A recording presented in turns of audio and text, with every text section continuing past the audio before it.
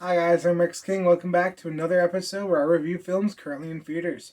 Today we're talking Lightyear. Lightyear is the new Pixar movie directed by Angus MacLane and follows the origin stories of everyone's favorite space ranger, Buzz Lightyear. Now this story goes that he and a huge crew of people get stranded on this alien planet because of a crash that he believes he is responsible for.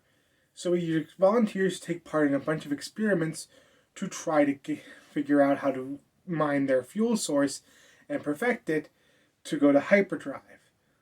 This results in him skipping a few years ahead in time, meaning that everyone around him starts to age and he remains the same. And he keeps doing these flights only for that to continue to happen because the flights continue to fail. So, that's the basic setup of this movie.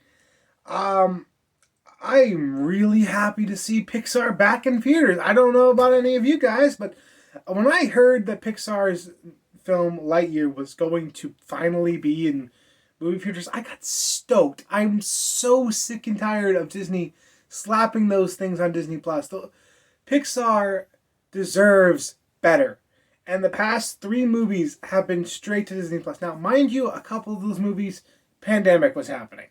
But Turning Red had no excuse to be straight to Disney Plus and should have been in theaters. I'm very glad they took a risk with Lightyear and put it back in theaters because Pixar deserves that recognition. Now, the story, I really enjoy this one. It's not as heavy hitting as something like Finding Dory, Inside Out, Soul, Up, but it's still pretty interesting overall. And there are some twists and turns that lead to some self discovery with this particular character. They could have very easily made this very cheesy and very regrettable and very one note. But I'm glad to report that this film is very enjoyable. Now, the characters are also spectacular.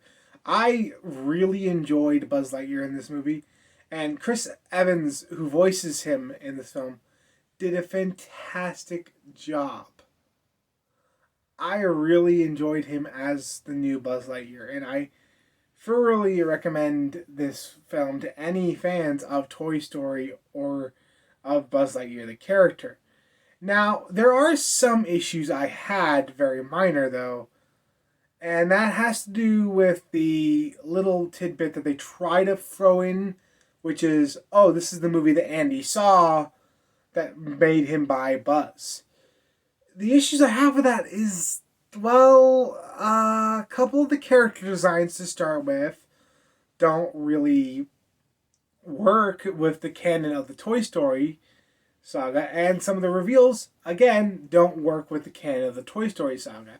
So that doesn't really work for me. I feel like they could have left that out and it wouldn't have changed the movie at all. In fact, it would have made the movie probably better. But with that, I had to take that into account that this is supposed to be the movies that inspire the characters we see in the Toy Story universe. And because of that, the designs don't match up, and some of the traits don't really work for me. So, overall, those are nitpicks, I feel like. I still think the film is an enjoyable adventure ride. If you haven't gone to see this yet, I definitely recommend it. For any fans who are fans of adventure movies, Pixar fans, Disney fans, honestly, this film is just a good time.